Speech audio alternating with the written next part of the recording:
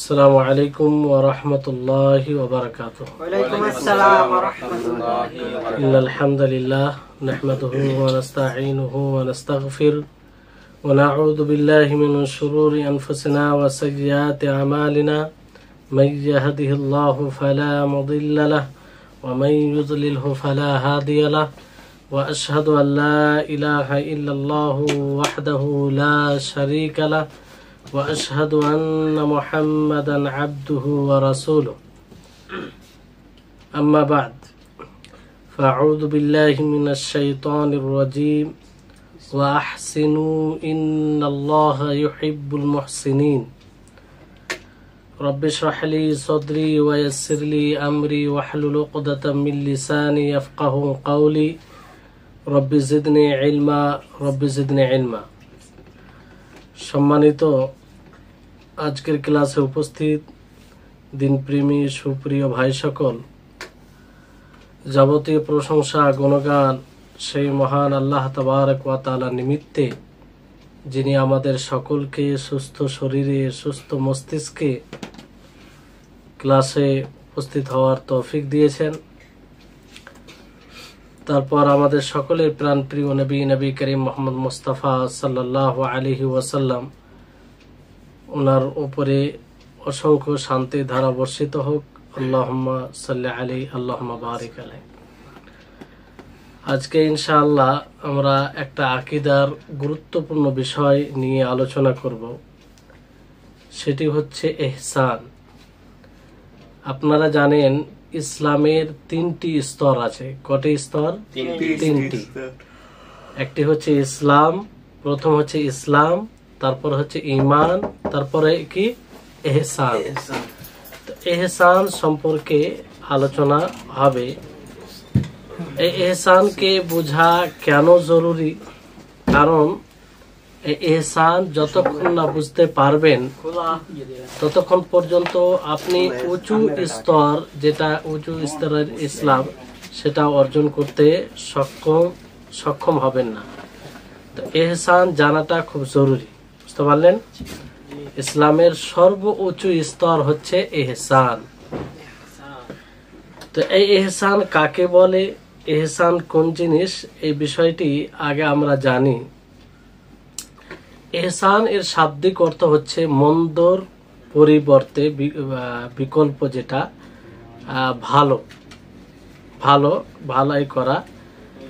আর শরীয়তের পরিভাষায় যে প্রকাশ্যে গোপনে আল্লাহ তাবারক ওয়া তাআলার নজরদারির অনুভব করা, যে আল্লাহ তাআলা দেখছে, আল্লাহ তাআলা জানছেন, আল্লাহ তাআলার সবকিছু জ্ঞানে সংগঠিত হচ্ছে, বুঝতে পারলেন? তো এই ইহসানের ব্যাপারে আপনারা বুঝতে পারবেন যে কতটা গুরুত্বপূর্ণ বিষয়। এই জন্য ইহসান সম্পর্কে আল্লাহ তাবারক ওয়া তাআলা বলেন, ওয়া আহসিনু ইন্নাল্লাহা ইউহিব্বুল মুহসিনিন, যে তোমরা ইহসান করো, ভালাই করো, অনুগ্রহ করো, কারণ আল্লাহ তাবারক ওয়া তাআলা মুহসিনিনদেরকে, অনুগ্রহকারীদেরকে, ভালো করে কাজ করে তাদেরকে আল্লাহ তাআলা কি করেন? পছন্দ করেন। ইহসানের অর্থ এটাও বলা হয়েছে যে কোনো বিষয়কে, কোনো কাজকে পরিপূর্ণতার সাথে করা, সুন্দরভাবে করা, মানে ভালোভাবে করা, এটাকে ইহসান বলা হয়, বুঝতে পারলেন? পরিভাষায় যেটা আপনারা শুনলেন, যে একজন মুসলিম বান্দার তার খালিকের সাথে, তার স্রষ্টার সাথে ইহসান করবে, মানে তার ভালোভাবে ইবাদত করবে। আর ইবাদত এই অনুভূতি নিয়ে হবে যে আল্লাহ তাআলার নজরদারিতে সে রয়েছে, আল্লাহ তাআলা তাকে দেখছে, আল্লাহ তাআলা তার সব বিষয়ে অবগত রয়েছে, বুঝতে পারলেন? সে এইরকম অনুভূতি নিয়ে থাকবে যে সে আল্লাহ তাআলাকে দেখছে, সে আল্লাহ তাআলাকে দেখছে। প্রত্যেক বান্দা আল্লাহ তাআলাকে দেখছে, এই অনুভূতি, এবং সেই আল্লাহ তাআলা তার নজরদারি তার উপরে রয়েছে। আর এইভাবে বিশ্বস্ত সবসময় এই বিশ্বাসটা রাখবে যে আল্লাহ তাআলা তার সম্পর্কে, তার সমস্ত বিষয় সম্পর্কে অবগত। বুঝতে পারলেন? অবগত। এই অনুভূতি যদি থাকে, এই ধারণা থাকে, তাহলে এতে কি হবে? প্রত্যেকটা মুসলিম আল্লাহর ইতাআত করবে, অনুসরণ করবে, তাই না? এবং আল্লাহর নৈকট্য লাভ করার চেষ্টা করবে। আর গুনাহ থেকে, পাপ থেকে, অবাধ্যতা থেকে বিরত থাকবে। যদি এই ধারণা থাকে, এই অনুভূতি থাকে যে আল্লাহ তাআলা তাকে দেখছে, আল্লাহ তাআলা তার ব্যাপারে অবগত, তাহলে সে গুনাহ থেকে বিরত থাকবে কি থাকবে না? অনেক সময় কোনো মানুষ নাই, তখন মানুষ গুনাহ করে, পাপ করে, আসলে এই অনুভূতিটা তাদের মধ্যে কম থাকে। আর কিছু কিছু ওলামায়ে কেরাম বলেছেন যে ইহসান এটা বলা হয় যেগুলো সুন্নাহ এবং জরুরি নয় সেই আমলগুলো, এটা ইহসান। ফরজ ব্যতীত যেগুলো করা হয় সেটা ইহসান, মানে এক প্রকার ভালো, মানে যে সুনানগুলো করবে সে স্বাভাবিক ফরজগুলো করবে। বুঝতে পারলেন? তো এইভাবে বিষয়টি হচ্ছে যে ইহসান এটা কোনো বিষয়ের সাথে সম্পৃক্ত নয়, কোনো এক বিষয়ে এটা সম্পৃক্ত নয়, সমস্ত বিষয়ে ইহসান রয়েছে। বুঝতে পারলেন? এই জন্য ইহসান আকায়েদে রয়েছে।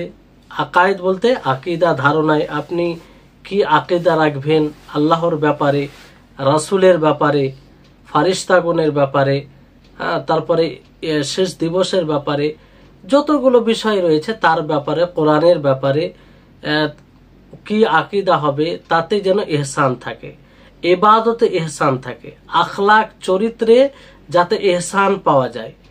বুঝলেন? আপনি সুন্দরভাবে ইবাদত করবেন, এটাই হচ্ছে ইহসান। আর সুন্দর ব্যবহার করবে মানুষের সাথে, এটাই কি হবে? ইহসান হবে ব্যবহারে। অনুরূপভাবে মাখলুকের সাথে লেনদেন করতে গিয়ে আপনি ইহসান বজায় রাখবেন, ইহসান বজায় রাখবেন। যেমন কারো কাছ থেকে আপনি ঋণ নিয়েছেন, যে সময় যে চুক্তিতে নিয়েছেন সেই চুক্তি অনুযায়ী তাকে পরিশোধ করবেন, তাকে দিয়ে দেবেন, এটা হবে ইহসান। বুঝতে পারলেন? তো আল্লাহ তাবারক ওয়া তাআলা এই ইহসানের আদেশ দিয়েছেন, এবং যারাই ইহসান করবে, এই ইহসানের অধিকারী হবে, যাদের মধ্যে গুণটা থাকবে, আল্লাহ তাআলা তাদেরকে দুনিয়াতেও এর জাযা দিবেন এবং আখিরাতেও এর জাযা প্রতিদান দেবেন। আল্লাহ তাআলা বলেন, হাল জাযাউল ইহসানি ইল্লাল ইহসান, যে ইহসানের বদলা ইহসানই রয়েছে। তাহলে আমি যদি মানুষের সাথে ভালো ব্যবহার করি, তাহলে মানুষও ভালো ব্যবহার করবে, আর তার বদলা, তার প্রতিদান পাওয়া যাবে, হাদিসও পাওয়া যেতে পারে। যেমন ইহসান ইবাদতে, ইহসান মানে কি? আপনারা হাদিসে জিবরিলে শুনেছেন। হাদিসে জিবরিল বলতে এই হাদিসটা যেন আপনাদের ব্রেনে উপস্থিত হয়ে যায় যখনই এই হাদিসটি বলবো, কারণ এই হাদিসটা খুবই গুরুত্বপূর্ণ। প্রত্যেকটা মুসলিমকে এই হাদিসটা জানা দরকার, কারণ তাতে দিনের 3টি স্তরের কথা বলা হয়েছে। ইসলামের কথা বলা হয়েছে। জিবরিল আলাইহিস সালাম ইসলাম সম্পর্কে জিজ্ঞাসা করেছিলেন কি করেনি? করেছিলেন। তো ইসলামের ব্যাখ্যা আল্লাহ নবী দেন। তারপরে ঈমান সম্পর্কে জিজ্ঞাসা করেছেন, তো ঈমানের ব্যাখ্যা দেন। তারপর ইহসান সম্পর্কে জিজ্ঞাসা করেন। তো যখন ইহসান সম্পর্কে জিবরিল আলাইহিস সালাম নবী করিম মুহাম্মদ সাল্লাল্লাহু আলাইহি ওয়াসাল্লামকে জিজ্ঞাসা করেন, তখন তিনি কি বলেন?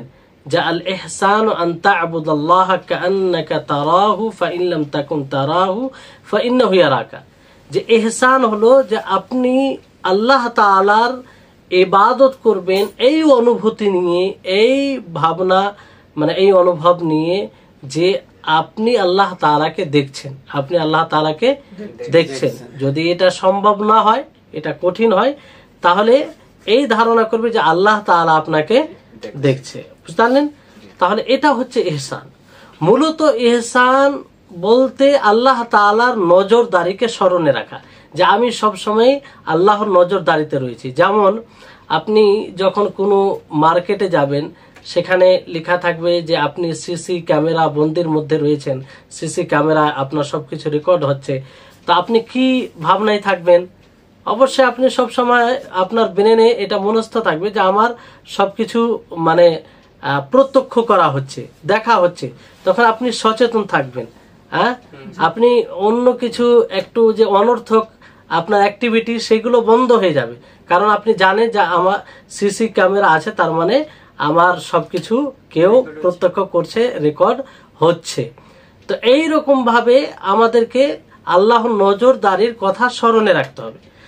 এর সবচেয়ে একটা চমৎকার উদাহরণ আব্দুল্লাহ ইবনে ওমর রাদিয়াল্লাহু তাআলা আনহু, তিনি এক গোলামের পাশ থেকে মানে অতিক্রম করেন। ঠিক আছে, গোলাম মানে দাস। সেই গোলামটি কি করছিলেন? সেই গোলামটি ছাগল চড়াচ্ছিল। কি? ছাগল, বুঝতে পারলেন? তো ছাগল তার মালিকের ছিল সেগুলো। তো আব্দুল্লাহ ইবনে ওমর সেই গোলামকে পরীক্ষা করতে চাইলেন। সেই গোলামকে করতে চাইলেন, পরীক্ষা করতে চাইলেন। তখন তিনি বললেন যে বেলি শাতুন, যে শাতান, তুমি একটি ছাগল আমার কাছে বিক্রি করে দাও। তো সে বলল, সেই গোলামটি বলল যে ইন্নাহা লাইসাত লি, সেটা তো আমার নয়, আমি কি করে আপনার কাছে বিক্রি করতে পারি? ওয়ালাকিন্নাহা মিলকুল লিসাইয়্যিদি, এটা তো আমার মালিকের মালিকানায় আছে, আমার মালিকের। ওয়ানা আব্দুল মামলুকুল লাহু, আমি তার চাকর মানে দাস তার। ফাকাল ইবনে ওমর, তো ইবনে ওমর বললেন ইন্নানা বিমাউদিন লা ইয়ারানা ফিহি সাইয়্যিদুকা, যে আমরা এমন একটি জায়গায় আছি যেখানে তোমার সর্দার নেই, তোমার মালিক নেই, তো সে দেখতে পায় না। ফাবিইন ওয়াহিদাতাম মিনহা, তো সেই ছাগলের মধ্যে একটা বিক্রি করে দাও। তখন সে আর তিনি বললেন আব্দুল্লাহ ইবনে ওমর, যে তুমি তোমার মালিককে বলে দিবে যে আকালাহা যিব, যে বাঘ তাকে খেয়ে ফেলেছে, তুমি আমার কাছে বিক্রি করে দাও। আর তোমার মালিককে তুমি কি বলবে? যে বাঘ খেয়ে ফেলেছে। ফাস্তাশআরা আস-সাবী মুরাকাবাতাল্লাহ, তো ওই গোলাম, এখানে গোলাম বলতে দাস নয়, ঠিক আছে, ওই একটা ছোট বাচ্চা, কম বয়সের, সে আর কি। তো বিষয়টি হচ্ছে যে সেই ছোট বাচ্চা শিশু অনুভব করলো আল্লাহ তাআলার নজরদারি, আল্লাহ তাআলার নজরদারি। তখন সে একদম চিৎকার করে বলল, ইযা কানা সাইয়্যিদি লা ইয়ারানা, যদি আমার মালিক, আমার সর্দার আমাদেরকে না দেখে তো ফাইন আল্লাহ, তো আল্লাহ কোথায়? আল্লাহ তো দেখছে আমাদেরকে, আমার মালিক না দেখতে পারে। হ্যাঁ, তো আমার আল্লাহ তো, আমাদের আল্লাহ তো দেখছে। ফাসাররা মিনহু আব্দুল্লাহ ইবনে ওমর, তো আব্দুল্লাহ ইবনে ওমর তিনি এই কথা শুনে, উত্তর শুনে খুশি হলেন। তারপরে তার সর্দারি, মানে সেটা ছোট বা কম বয়সে ছিল, কিন্তু কি ছিল? দাসই ছিল, দাস ছিল, বুঝতে পারলেন? তখন তিনি তার মালিকের নিকটে গিয়ে তার কাছে সেই দাসটিকে ক্রয় করে তাকে আজাদ করে দিলেন। কি করে দিলেন? স্বাধীন করে দিলেন, তার এই ভালো গুণ দেখে। সে ইচ্ছা করলে বিক্রি করতে পারতো কি পারতো না? পারতো, কিন্তু তার মধ্যে কি অনুভূতি ছিল? যে আল্লাহ তাআলা দেখছে, আল্লাহ তাআলার জ্ঞান থেকে কোনো জিনিস ছুপিত নয়, তার দৃষ্টি থেকে কোনো জিনিস ছুপিত নয়, আল্লাহ তাআলা সবকিছু দেখছে, বুঝতে পারলেন? তো এই হচ্ছে বিষয়। তো ফলে আব্দুল্লাহ ইবনে ওমর তাকে ক্রয় করে আজাদ করে দিলেন, সে গোলামকে, কম বয়সে ছিল। তো এটাই হচ্ছে ইহসান, ইবাদতের সর্বক্ষেত্রে আল্লাহ তাআলার নজরদারিকে মনে রাখা। ইহসান সব বিষয়ে হয়, আপনার কর্মে ইহসান হয়, কথায় ইহসান হয়, এবং উত্তম কাজ তাতে ইহসান হয়, মানে সেই কাজগুলোকে আপনি ভালোভাবে করবেন, আল্লাহ তাবারক ওয়া তাআলার সন্তুষ্টি অর্জন করবেন, তাতে ইহসান হয়, মানে সেগুলো ঠিকভাবে আপনি পালন করবেন। তো ইহসান প্রত্যেকটা কাজে আমাদেরকে রাখতে হবে, ইহসানের খেয়াল করতে হবে, বুঝতে পারলেন? তো যেমন এই হাদিসটি আপনারা হাদিসের ক্লাসে পড়েছেন কি পড়েননি? ইন্নাল্লাহা কাতাবাল ইহসানা আলা কুল্লি শাই, যে আল্লাহ তাবারক ওয়া তাআলা প্রত্যেকটা জিনিসের উপরে ইহসানকে লিখে দিয়েছেন, তাই না? তো ফাইদা কাতালতুম ফাহসিনুল কিতলা, যখন তোমরা হত্যা করবে কাউকে, তো তাকে সুন্দরভাবে হত্যা করবে। ভালোভাবে। ওয়াইদা দাবাহতুম ফাহসিনু যিবহা, আর যখন তোমরা জবাই করবে কোনো পশুকে তখন সুন্দরভাবে, যাতে তার কষ্ট না হয়। ওয়ালিয়ুহিদ্দা আহাদুকুম শাফরাতাহু ওয়ালিয়ুরিহ যাবিহাতাহু, আর তোমাদের মধ্যে কেউ যেন নিজের ছুরিকে ভালোভাবে ধারালো করে নেই, আর জাবিহা যাকে জবাই করা হবে তাকে যেন আরাম পৌঁছায়, মানে সহজে তার জানটা যেন চলে যায়। তো এই হাদিসে এটা স্পষ্ট করা হয়েছে যে ইহসান সমস্ত বিষয়ে রয়েছে, বুঝতে পারলেন? এখানে যে বসে আছেন এখানেও ইহসান হবে, এটা যে মনোযোগ দিয়ে শুনবেন, আর এখানে বসার সাথে নিয়ত সঠিক করবেন যে আজকে আমি যা শুনবো সেটা আমলে বাস্তবায়ন করব, বুঝতে পারলেন? আর আমার মধ্যে যেটা জেহালাত, নতুন কিছু পাবো, তার দ্বারা আমার অজ্ঞতা দূর হবে। তো এই হচ্ছে বিষয়। তো এই ইহসান, মূল ইহসান হচ্ছে যে সবসময় আল্লাহ তাবারক ওয়া তাআলার নজরদারিকে মনে রাখা, যে আল্লাহ তাআলা দেখছেন, আল্লাহ তাআলা আমার সম্পর্কে সবকিছু জানেন আর জ্ঞাত আছেন, বুঝতে পারলেন? মূলত ওলামায়ে কেরাম ইহসান এক কথায় বলা যেতে পারে যে সব বিষয়ে ইহসান রয়েছে, কিন্তু কয়েকটা দিক বিশেষভাবে উল্লেখ করেছেন, যেমন 10 প্রকারের ইহসান, যার মধ্যে সবকিছু আর চলে আসে আর কি, বুঝতে পারলেন? তো প্রথম বিষয় হচ্ছে যে ইহসান আল্লাহর সাথে, আল্লাহর সাথে ইহসান। আল্লাহর সাথে ইহসান আপনি কি করে করবেন? আল্লাহর সাথে ইহসান আপনি এইভাবে করবেন যে আপনি সব সময় আল্লাহর ব্যাপারে এই ধারণা করবেন যে আল্লাহ তাআলা আপনাকে দেখছে, আল্লাহ তাআলা আপনার প্রত্যেকটা আমল সম্পর্কে অবগত, বুঝতে পারলেন? কোনো সময় তার জ্ঞান থেকে, তার নজর থেকে আপনি ছুপিত নয়, বুঝতে পারলেন? তো এই হচ্ছে বিশেষ করে ইবাদতের ক্ষেত্রে আপনি এই ধারণায়, এই অনুভূতি নিয়ে ইবাদত করবেন যে আপনি আল্লাহ তাআলাকে দেখছেন। যদি এটা সম্ভব না হয় তাহলে কমসে কম আল্লাহ তাআলা আপনাকে দেখছে। তো এই হচ্ছে আল্লাহর সাথে ইহসান, তার উপরে ঈমান আনা, তার আদেশ সমূহ সবকিছুকে পালন করা, এটা হচ্ছে তার সাথে ইহসান। যদি এটা আপনি পালন করেন তাহলে ইসলামের যেটা সর্বোচ্চ স্তর ইহসান, সেটাকে পালন করা হবে, বুঝতে পারলেন? তারপরে পিতা মাতার সাথে ইহসান। পিতা মাতার সাথে ইহসান বিশেষভাবে আল্লাহ তাবারক ওয়া তাআলা বলেছেন, বুঝতে পারলেন? আপনারা সেই আয়াতটি জানেন, বারবার শুনে থাকেন, ওয়াকাযা রাব্বুকা আল্লা তা'বুদু ইল্লা ইয়্যাহু ওয়া বিল ওয়ালিদাইনি ইহসানা। এখানে আল্লাহ তাবারক ওয়া তাআলা বলেন তোমার রব ফয়সালা করেছেন, হুকুম দিয়েছেন যে তোমরা আল্লাহ ব্যতীত অন্য কারো ইবাদত করো না। সাথে সাথে আল্লাহ তাআলা কি বলেন যে পিতা মাতার সাথে তোমরা ইহসান করো। কি করো? ইহসান করো। এটার একটু আমরা সামান্য বিস্তারিত জানবো, কারণ সবার পিতা মাতা আছে, আর পিতা মাতাকে পাওয়া এটা সৌভাগ্যের বিষয়। তো আমরা পিতা মাতার সাথে ইহসান কিভাবে করব? অনেক বিষয় সহজ থাকে ইহসান করা, কিন্তু না জানার কারণে হয়তো আমরা সেটা থেকে বঞ্চিত হই, বুঝতে পারলেন? সহজভাবে আমরা তাদের উপরে ইহসান করতে পারি।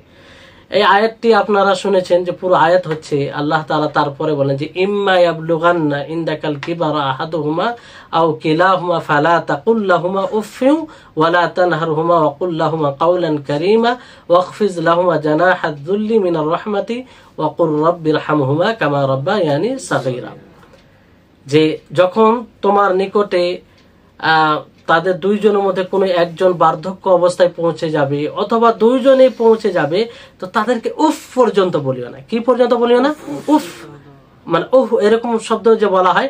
এবং তাদেরকে বকাঝকা করো না। ওয়াকুল লাহুমা কাওলান, তাদেরকে খুব সুন্দরভাবে কথা বলো। ওয়াকফিজ লাহুমা জানাহাদুলি, এবং তাদের জন্য নিজের পার্শ্বকে ঝুঁকিয়ে দাও রহমতে, দয়ায়। আর বলো যে হে আমার রব, হে আমার প্রতিপালক, তাদের উপরে সেইভাবে রহম করো যেভাবে তারা আমাকে ছোট থেকে লালিত পালিত করেছে, বুঝতে পারলেন? তো এখানে দেখেন 5টি বিষয় বলা হয়েছে যে আপনি কিভাবে তাদের উপরে ইহসান করবেন, বুঝতে পারলেন? 1 নম্বর হচ্ছে তাদের প্রতি সদাচরণ করবেন, ভালো ব্যবহার করবেন। কি করবেন? ভালো ব্যবহার করবেন। আর দ্বিতীয় হচ্ছে তাদেরকে দুঃখ কষ্ট দেওয়া থেকে বিরত থাকবেন, তাদেরকে দুঃখ কষ্ট দেওয়া থেকে বিরত থাকবেন। তৃতীয় হচ্ছে যে তাদের হৃদয়কে প্রফুল্লময় করবেন, খুশি দিবেন, আনন্দ দিবেন, তারা যেন আনন্দিত হয়। চতুর্থ হচ্ছে তাদের জন্য দোয়া করবেন। কি করবেন? দোয়া করবেন। পঞ্চম হচ্ছে তাদের জন্য নম্রতা অবলম্বন করবেন। এই প্রত্যেকটা যে 5টা বিষয় সেই আয়াত থেকে এটা নেওয়া হয়েছে। আয়াত থেকে যেমন প্রথম বিষয় যেটা বলা হয়েছে যে সদাচরণ করা, এটা কি থেকে? ওয়াবিল ওয়ালিদাইনি ইহসানা, যে তোমরা পিতামাতার প্রতি ইহসান করো। তো সদাচরণ করা, সদাচরণ বলতে কি সমাজে তো এটা সবাই বুঝে যে বাবা মায়ের সাথে কিভাবে সদাচরণ হয়, কিভাবে ভালো ব্যবহার হয়, তার হক যে রয়েছে সেটার খেয়াল রাখা, তাদেরকে কষ্ট না দেওয়া, এটা একটা বিষয়। দ্বিতীয় যেটা বিষয় বলা হয়েছে যে তাদেরকে দুঃখ কষ্ট দেওয়া থেকে বিরত থাকা। মূলত এই কথাটা কোথা থেকে বলা হয়েছে? ফালা তাকুল্লাহুমা উফিউ ওয়ালা তানহারহুমা, যে তাদেরকে উফ পর্যন্ত বলো না। আচ্ছা, উফ এটা সবচেয়ে নিম্ন একটা কষ্ট দেওয়া। যেমন কোনো কাজ হয় আপনার মন মতো হলো না, তো আপনি বলেন উফ এই কাজটি কেন হলো, এরকম বলি কি বলি না? তো এটা নিম্ন কাজে যান। তো এটা আল্লাহ তাআলা বলতে নিষেধ করেছেন। তার মানে কি এর চেয়ে বড় যতগুলো জুলম রয়েছে সবগুলোই নিষেধ। যদি এটা নিষেধ হয়, আল্লাহ তাআলা বিশেষভাবে এটা বলে যে তাদেরকে উফ পর্যন্ত বলিও না, তার মানে তাদেরকে মারা, তাদেরকে গালি দেওয়া, তাদেরকে অসম্মান করা, এগুলো সবগুলো এর অন্তর্ভুক্ত কি নয়? মানে আরো ওগুলো জটিল হয়ে যাবে যদি সেগুলো করে। যে এটা করতে নিষেধ, তো সেগুলো আরো নিষেধ করা হয়েছে। বুঝতে পারলেন? উফ বলে আসলে উফটা কেন বলা হয়? উফ বলা শব্দের মাধ্যমে এটা প্রকাশ করে যে আমি সন্তুষ্ট নই। তো যেমন ধরেন আমরা ছোট থাকতে অনেক সময় অনর্থক কাজ করে ফেলি, বাবা মায়ের কষ্ট, তারপরও বাবা মা হাসি মানে কষ্ট পাওয়ার পরেও আমাদেরকে ধাক্কা দিয়ে ফেলে দিয়েছে তা নয়, লালন পালন করেছে, তাই না? তো বাবা মা অনুরূপ ভাবে বার্ধক্য অবস্থায় যখন পৌঁছে যায় তখন তাদের দ্বারাই একটু অনর্থক কাজ হওয়াটাই স্বাভাবিক। বুঝতে পারলেন?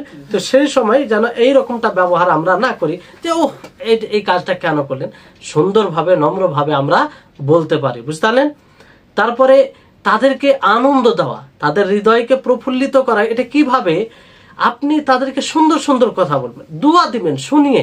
এই জন্য কখনো শুনিয়ে দোয়া দেওয়াটা এটা এক্সট্রা নেকির কাজ হয়, কারণ আনন্দিত হয়। আপনি আপনার বাবা মাকে যখন বলবে যে আল্লাহ তাআলা আপনাকে শান্তিতে রাখুন, আপনাকে সুস্থ রাখুন, আপনার ভালো কাজের তৌফিক দিন, এইভাবে যখন আপনি দোয়া দিবেন তখন আপনার বাবা মা খুশি হবে, আনন্দিত হবে।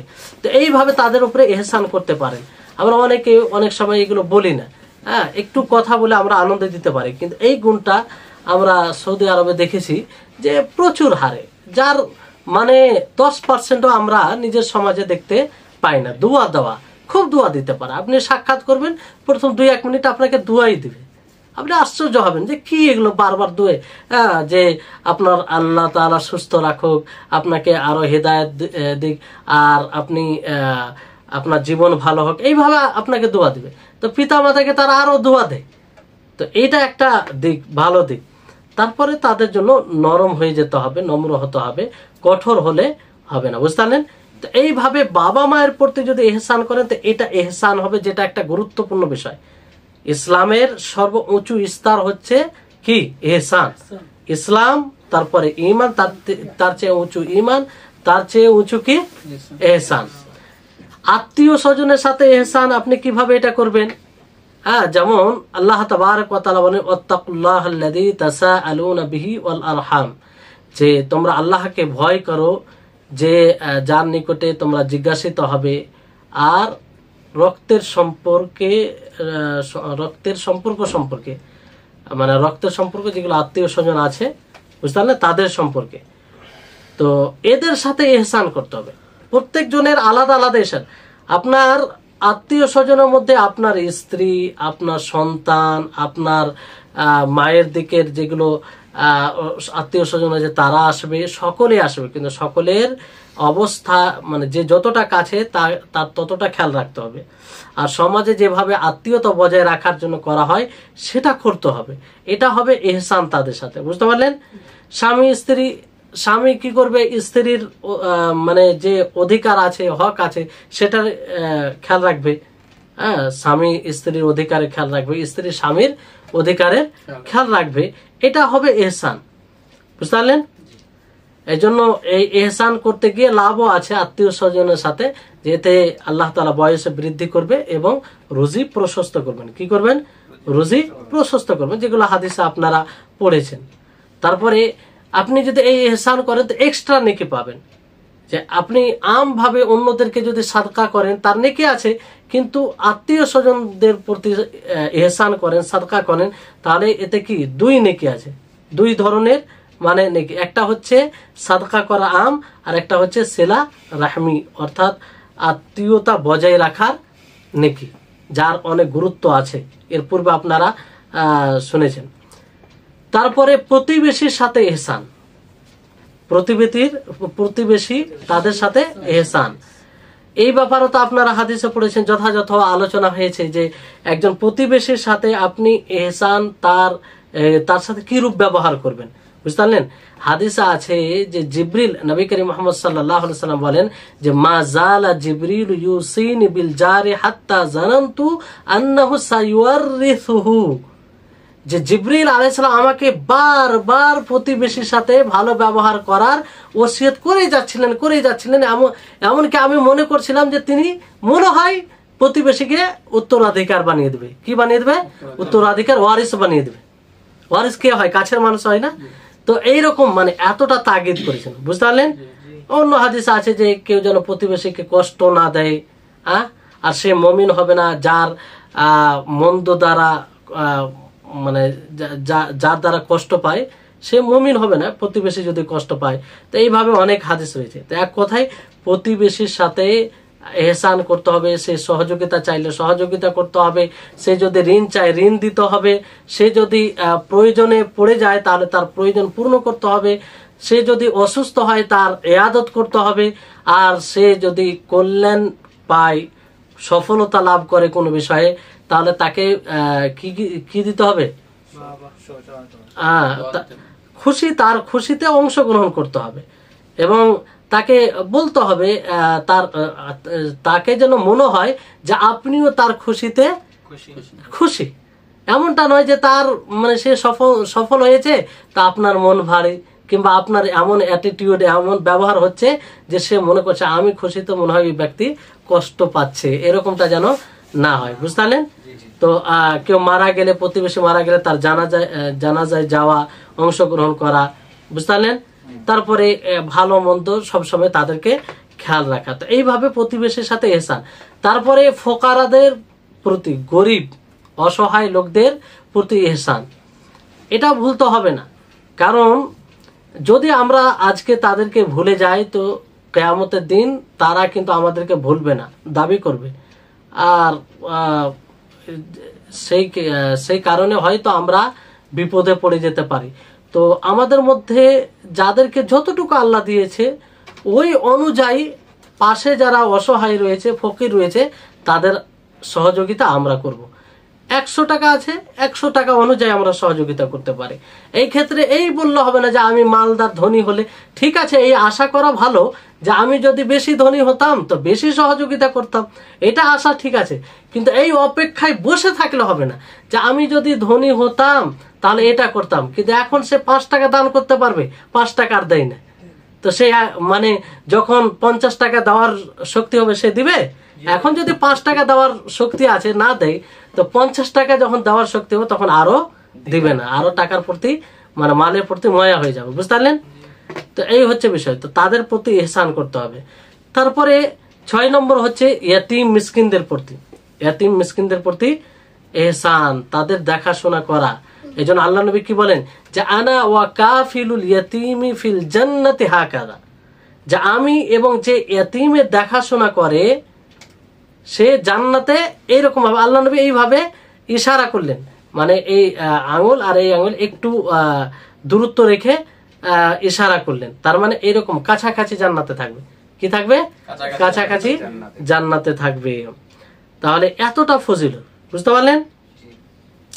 তারপরে ইহসান হচ্ছে নফসের সাথে, কিসের সাথে? নিজের নফসের সাথে ইহসান করতে হবে। এটা খুব বড় জিনিস। আমরা যে নফস, আত্মা পেয়েছি, এটা আমরা নিজের ইচ্ছা মতো ব্যবহার করতে পারি না, এটা আমানত একটা। কারণ আপনি কোনো গুনাহ করবেন, কষ্ট কে পাবে? আত্মা পাবে, নফস পাবে। তো এই নফসের সাথে ইহসান করতে হবে।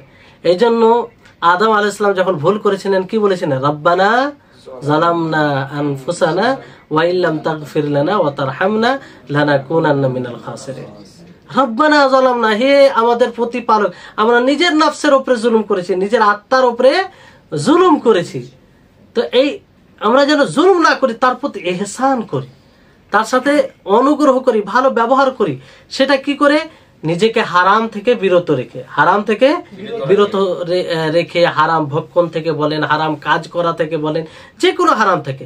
আর আমরা সেই কাজ করি যে কাজে আল্লাহ তাবারক ওয়া তাআলা সন্তুষ্ট হবে, বুঝতে পারলেন?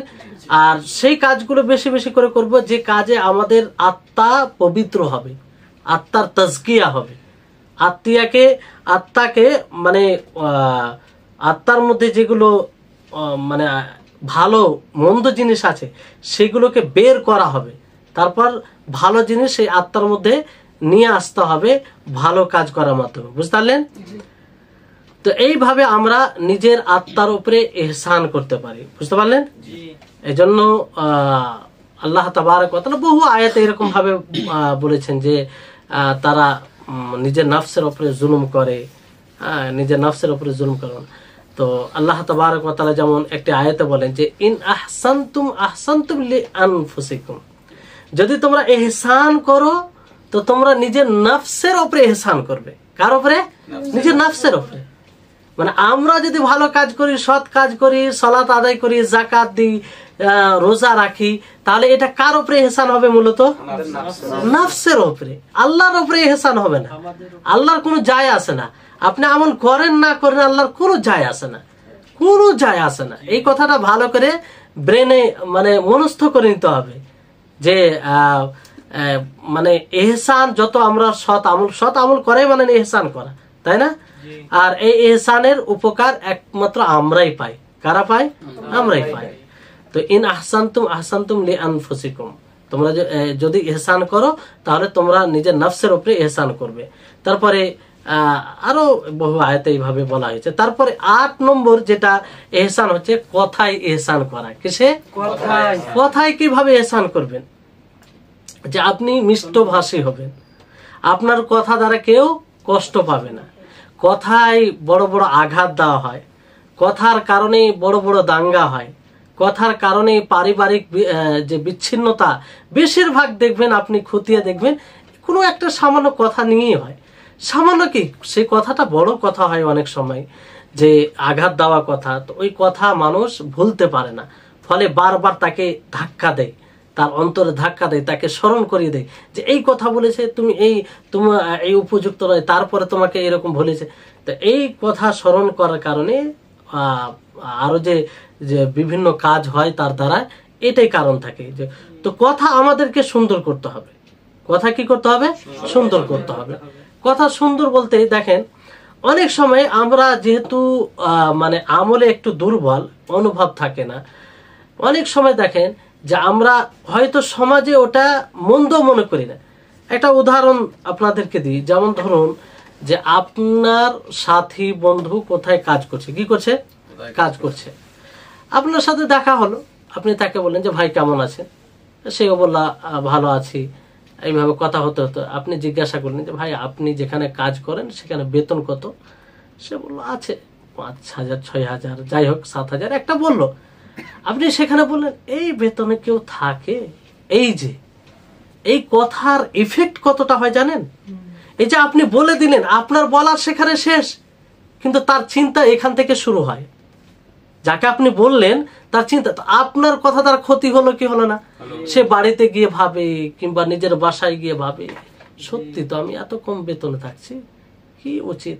সে একটা ভালো ছিল, তার অবস্থা অনুযায়ী সে কাজ করছিল, কিন্তু এই যে তার মন ভেঙে গেল। অনেক সময় কি হয়, এই কথা শুনে সে রাগে কাজ ছেড়ে দেয়, তো পরবর্তীতে কি হয়? কর্মহীন হয় না, লস হয়। তো বিষয়টা হচ্ছে এই ক্ষেত্রে আমি এই উদাহরণটা এই জন্য দিলাম যে এইগুলো আমরা কিছুই মনে করি না, এই কথাগুলোকে আমরা কিছু মনে করি না। এইরকম উদাহরণ অনেক আছে যে আমরা কথার দ্বারা সামনেওয়ালাকে, মানে যে সামনে থাকে তার ক্ষতি করে ফেলি। তো আমরা অনুশীলন করব, যদিও এটা কঠিন হয়, আমরা একটু নিজে ভাববো, ওজন করে কথা বলার চেষ্টা করব যে আমি যে কথাটা বলতে চাচ্ছি সামনে যে আছে আমার কথা দ্বারা তার তো খারাপ মানে ক্ষতি হবে না, তার তো তার উপরে তো খারাপ প্রভাব পড়বে না, এই বিষয়টি আমরা ভাববো। অনুশীলন করতে গেলে ইনশাআল্লাহ আমাদের মুখ দ্বারা ভালোই কথা বের হবে, বুঝতে পারলেন? যেমন আল্লাহ তাআলা বলেন ওয়াহুদু ইলা তাইয়্যিবি মিনাল কাউল, যে এখানে ভালো কথার প্রতি উদ্বুদ্ধ আল্লাহ তাআলা করেছেন। তারপরে সূরা বাকারা 83 নম্বর আয়াতে আল্লাহ তাআলা বলেন ওয়াকুলু লিন-নাসি হুসনা, যে তোমরা মানুষকে ভালো কথা বলো। কি কথা বলো? ভালো কথা বলো। তো এটা একটা ভালো গুণ। তারপর সবচেয়ে বড় আর একটা বিষয় হচ্ছে যে ইহসান হচ্ছে সালাম করাতে ইহসান করতে হবে। কিসে? সালাম করাতে।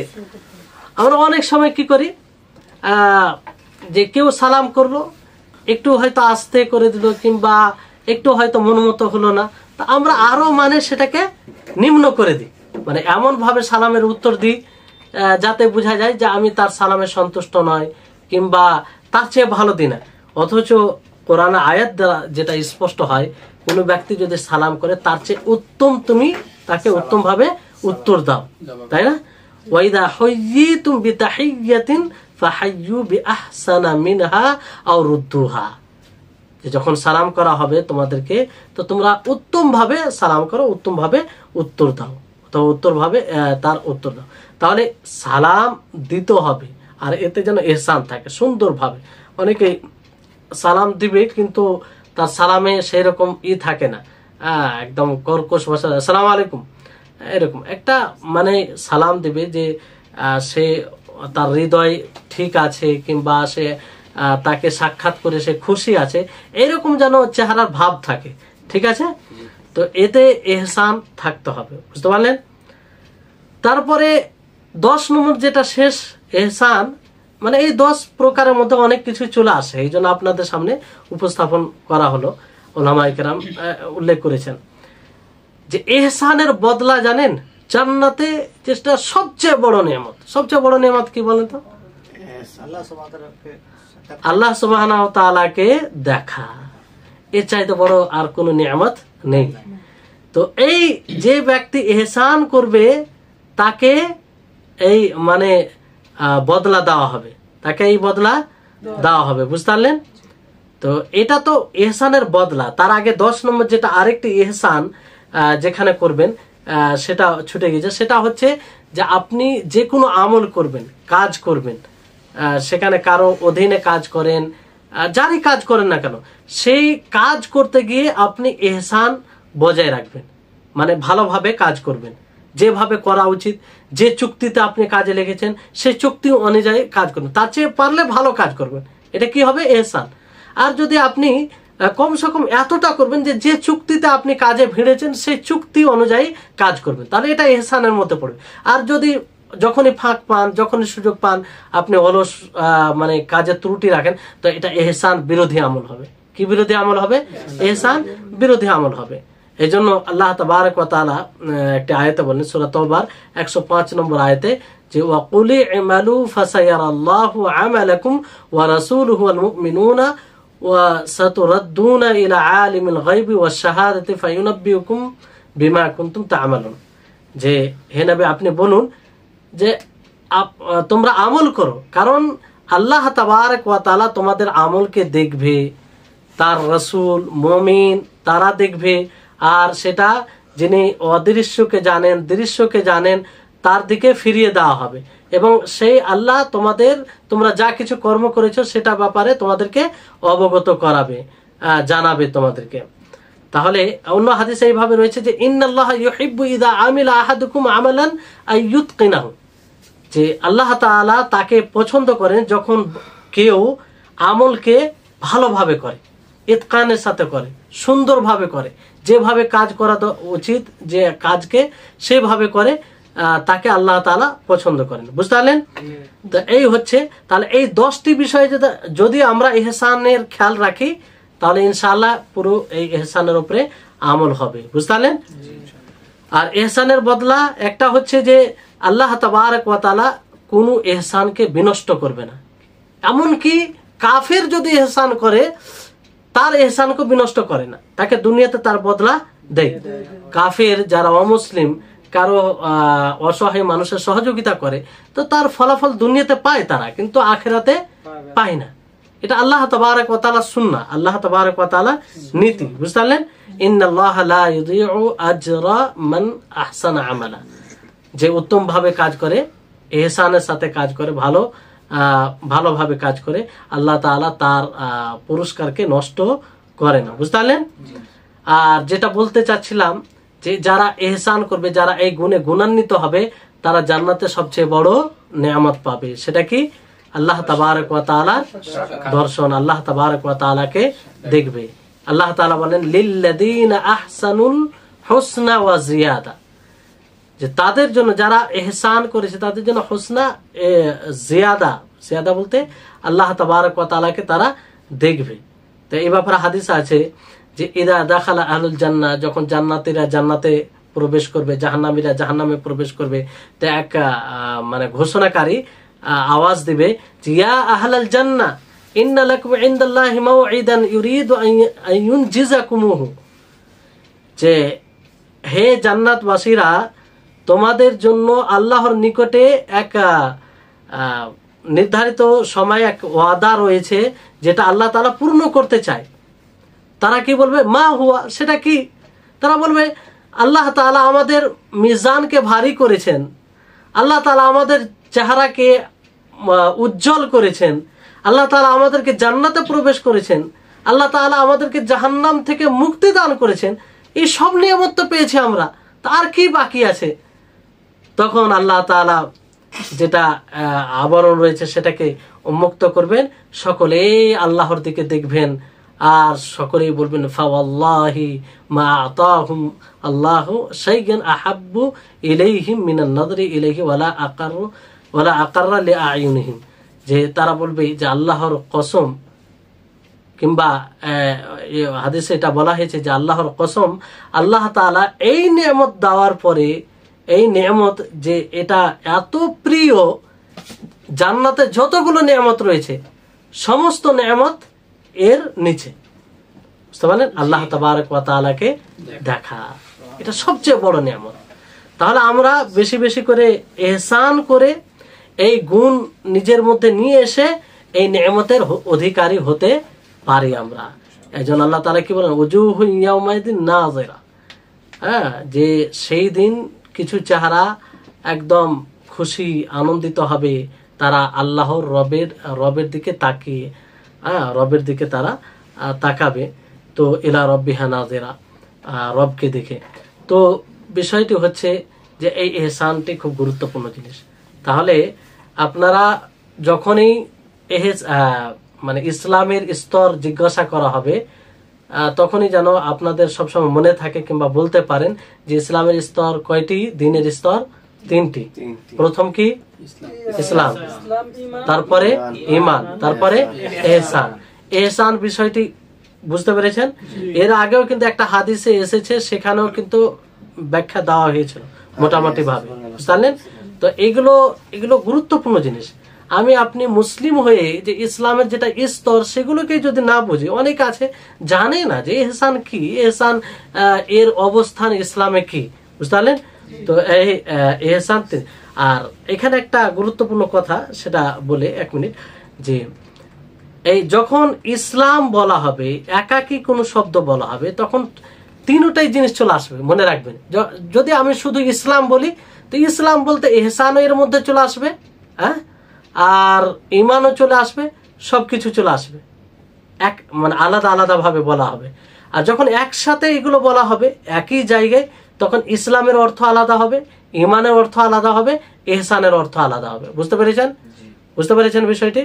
আর আলাদা আলাদা পৃথক ভাবে যখন বলবেন, তো ইহসান, ইসলাম ঈমান ছাড়া ইহসান হয় না, ইসলাম ঈমান ছাড়া ইহসান হয় না। মানে ইহসান বলতে গেলে সব চলে আসবে। এতে এই হচ্ছে মানে লিঙ্ক, একটা শব্দ ইসলাম, ঈমান, ইহসান, এই শব্দগুলোর মধ্যে, বুঝলেন? একসাথে ব্যবহার করা হলে আলাদা আলাদা অর্থ, আর ভিন্ন ভিন্ন ব্যবহার হলে একই অর্থ। সব মানে ইহসান, ঈমান, ইসলাম দ্বারা যা বোঝায় একটা শব্দ দ্বারা সেগুলো চলে আসবে, ভিন্ন ভিন্ন ব্যবহার হলে, বুঝতে পারলেন? আর একসাথে ব্যবহার হলে প্রত্যেকটা শব্দের অর্থ আলাদা। ইসলাম মানে হয়ে যাবে বাহ্যিক আমল, আর ঈমান মানে হয়ে যাবে কি? আভ্যন্তরীণ আমল, যেমন ছয়টি বিষয় রুকনের উপরে ঈমান। আর ইহসান মানে প্রত্যেক কাজকে সুন্দরভাবে করা। তারপরে ইবাদতে ইহসান, এই যে বিস্তারিত আপনারা জানলেন যে এমন ভাবে এই অনুভূতি নিয়ে ইবাদত করা যে আল্লাহ তাআলাকে আপনি দেখছেন, না হয় আল্লাহ তাআলা আপনাকে দেখছে। তো আল্লাহ তাআলার নিকটে দোয়া করি আল্লাহ যেন আমাদের সকলকে এই ইসলামের সর্বোচ্চ স্তর যেটা ইহসান, সেই ইহসান এর উপরে আমরা যেন ইহসান অনুযায়ী প্রত্যেকটা আমল করতে পারি, আর সেই উঁচু স্তর যেন আমরা নিজের মধ্যে নিয়ে আসতে পারি, যেন ইসলামের 3টি স্তর আমাদের মধ্যে পাওয়া যায়। ওয়া আখির দাওয়ানা আনিল হামদুলিল্লাহি রাব্বিল আলামিন। আসসালামু আলাইকুম ওয়া রাহমাতুল্লাহি ওয়া বারাকাতুহু।